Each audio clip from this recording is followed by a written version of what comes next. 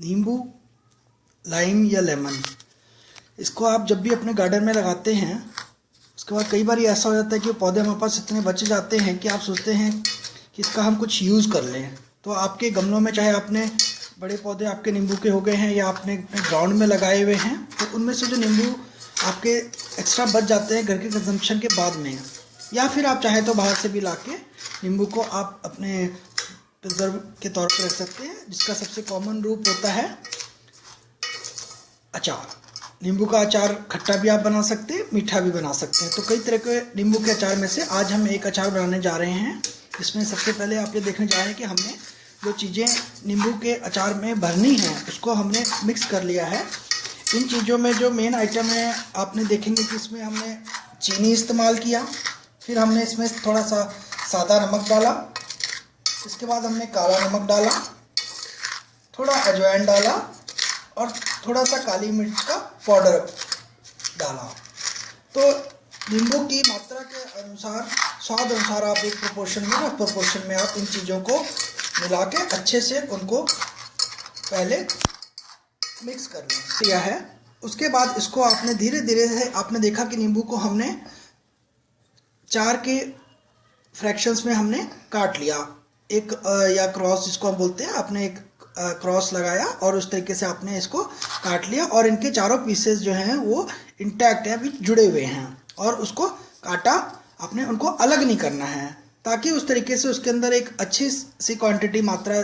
में आप उसको भर सके। तो अंदाज़ा से एक मीडियम साइज़ का जो नींबू है आपका, उसके अंदर आपने 1 चम्मच जो है रेगुलर टीस्पून मसाले की मात्रा लें और उसके बाद उसको उसमें भरने के बाद उसको आराम से एक दूसरे बर्तन जिसमें आप बनाने जा रहे हैं, चाहे तो वो मर्तबान हो या कोई और आपका बर्तन हो जिसमें आप उसको रख दें। तो इस तरीके से आप जितने भी नींबू चाहते हैं आपकी ज़रूरत के हिसाब से आप उसे बनाएं।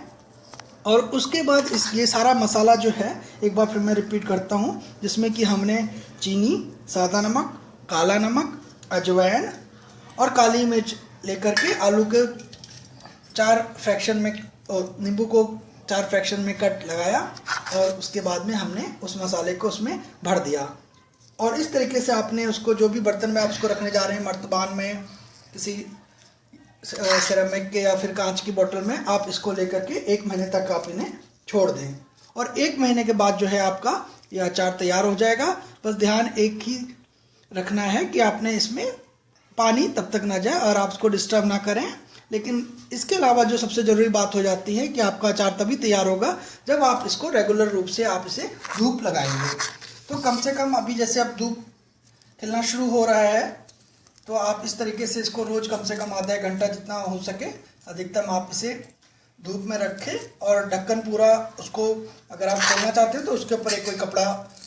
लगा दें, मसलिन क्लॉथ या कोई सूती कपड़ा, ताकि उससे आर पार हो जाए। नहीं तो ढक्कन को हल्का सा, पूरा ढक्कन हटा के हल्का सा आप उसमें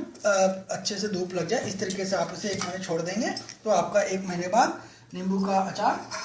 तैयार हो जाएगा। आप चाहें तो इसे खुद के लिए यूज़ करें ही करें, उसके साथ में आप अपने दोस्तों, अपने रिश्तेदारों को गिफ्ट भी कर सकते हैं। So happy gardening for citrus plants.